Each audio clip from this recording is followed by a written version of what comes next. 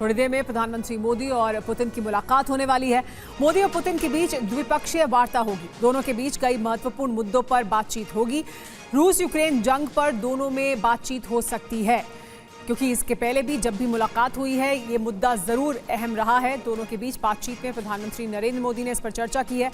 एक बार फिर जब द्विपक्षीय बातचीत हो रही है रूस और भारत के बीच में, प्रधानमंत्री मोदी और राष्ट्रपति पुतिन के बीच, तो क्या रूस यूक्रेन जंग पर भी दोनों के बीच बातचीत मुमकिन है?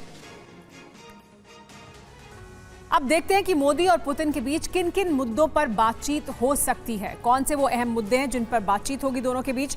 पुतिन के साथ द्विपक्षीय वार्ता में किन मुद्दों पर बातचीत संभव है, आइए आपको बताते हैं। रूस और यूक्रेन जंग एक अहम मुद्दा है। शांति समझौते पर बातचीत मुमकिन है। इसके अलावा भारत और रूस के बीच डिफेंस डील संभव है। भारत रूस के बीच व्यापार को लेकर भी बातचीत होगी। वंदे भारत ट्रेन प्रोजेक्ट पर चर्चा संभव है। 120 वंदे भारत बनाने पर बातचीत मुमकिन है प्रधानमंत्री मोदी और रूस के राष्ट्रपति व्लादिमीर पुतिन के बीच। और मेरे साथ यहाँ स्टूडियो में जुड़ गए मेरे सहयोगी मनीष झा और सुमित, दोनों से बात करेंगे इस समिट के बारे में। मनीष, बहुत अहम है मुलाकात। जुलाई में प्रधानमंत्री नरेंद्र मोदी गए थे, तब उनकी मुलाकात हुई थी राष्ट्रपति पुतिन से। अब एक बार फिर ब्रिक्स में हिस्सा लेने के लिए पहुंचे, लेकिन अभी आज द्विपक्षीय बातचीत होगी। कौन कौन से अहम मुद्दे होंगे हमने इसकी बात की है, लेकिन आपको क्या लगता है सबसे अहम मुद्दा या सबसे अहम मुद्दा भारत और रूस के संबंध में कौन सा है जिस पर बातचीत होगी दोनों के बीच? बिल्कुल, देखिए 4 महीने के अंतराल के बाद एक बार फिर प्रधानमंत्री मोदी और प्रेसिडेंट पुतिन मिलने वाले हैं। जाहिर है कि भारत और रूस के संबंधों को देखते हुए इन संबंधों को आगे बढ़ाने में किस तरह से बढ़ाया जा सकता है, इसको लेकर समीक्षा होगी। लेकिन अहम बात यह है कि जब भी प्रधानमंत्री मोदी और पुतिन के बीच बातचीत हुई है तो न केवल आपसी संबंध बल्कि क्षेत्रीय संबंधों को लेकर भी और ग्लोबल संबंधों को लेकर भी चर्चा हुई है कि उस दिशा में भी कैसे आगे बढ़ना है। यह मीटिंग तब हो रही है जबकि जुलाई में जब प्रधानमंत्री मोदी की मीटिंग हुई थी और उसके बाद फिर पीएम यूक्रेन गए और यूक्रेन जाने के बाद फिर एनएसए अजीत डोभाल ने प्रेसिडेंट पुतिन को बताया था कि उनकी यानी प्रधानमंत्री मोदी और जेलेंस्की की क्या बातचीत हुई है। ऐसे में इस बात की काफ़ी संभावना है कि उस बातचीत की दिशा में, क्योंकि प्रेसिडेंट पुतिन भी इस बात को कह चुके हैं कि शांति स्थापना की दिशा में प्रधानमंत्री मोदी एक महत्वपूर्ण भूमिका निभा सकते हैं।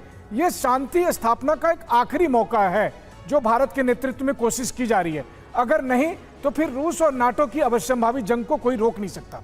दूसरी बात यह है कि ब्रिक्स के प्लेटफॉर्म पर सभी देश एकजुट होकर हैं और ऐसी स्थिति में कोशिश ये की जा रही है कि उस वैकल्पिक व्यवस्था का निर्माण हो सके जिसमें भारत और ग्लोबल साउथ आगे बढ़ सके और विकासशील देशों को मौका मिल सके।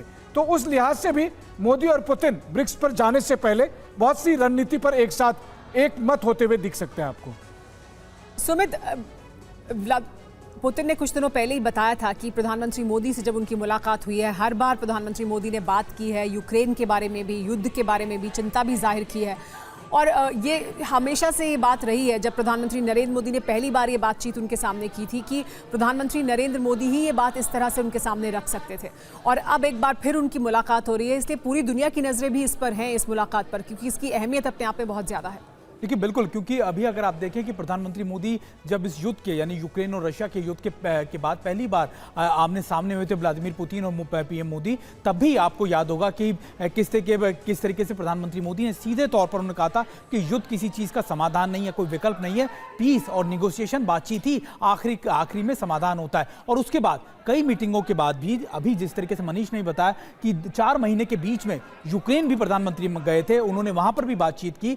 तो भारत अब एक तरीके से आप देखिए, चाहे वो रशिया हो, चाहे वो यूक्रेन हो, चाहे वो आप कह सकते हैं कि इजराइल हो, ईरान हो, इन सभी देशों के बीच में एक बड़ी मध्यस्थता लगातार एक बड़े प्लेयर के तौर पर हमेशा आप देखें बातचीत का एक दौर स्टार्ट करता है। ना सिर्फ उसको एक लेवल पर लेकर जाता बल्कि दोनों तरफ को कैसे साझा मंच पर इकट्ठा किया जा सके, ये भी भारत के कंधों पर आ रही है जिम्मेदारी। लेकिन अभी सबसे इंपॉर्टेंट की बात है कि अब भारत एक आप कह सकते हैं कि एक मिलिट्री स्ट्रेटेजिक पार्टनरशिप से आगे बढ़कर, चाहे वो रूस हो चाहे वो दूसरे देश हो, उनके साथ कैसे इकोनॉमिक फ्रंट के ऊपर काम कर सकता है, कैसे भारत एक उसमें बड़ा महत्वपूर्ण रोल निभा सकता है, इसकी आप पुरजोर कोशिश की जा रही है।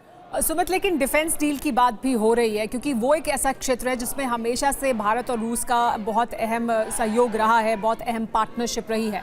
उसको किस तरह से अब नेक्स्ट लेवल पर ले जाने की बात हो रही है। देखिए बिल्कुल आपको याद होगा S-400 की बात कर लीजिए, सुखोई विमानों को अपग्रेड करने की बात कर लीजिए, यहां तक कि कहा गया कि भारत F-500 की बात कर लीजिए, आप कह सकते हैं कि उसके लिए भी बातचीत कर रहा है। तो निश्चित तौर पर भारत की अलग अलग लिहाज से स्ट्रेटेजिक पार्टनरशिप रही है, लेकिन सबसे इंपॉर्टेंट यह है कि भारत अब एक ऐसे मंच पर, एक ऐसे मुकाम पर है जहां पर भारत अब इन सभी हथियारों को खुद मैन्युफैक्चर करना चाहता है, और ये टेक्नोलॉजी ट्रांसफर किस तरीके से मिल सकता है भारत को, इसके ऊपर ज्यादा काम किया जा रहा है।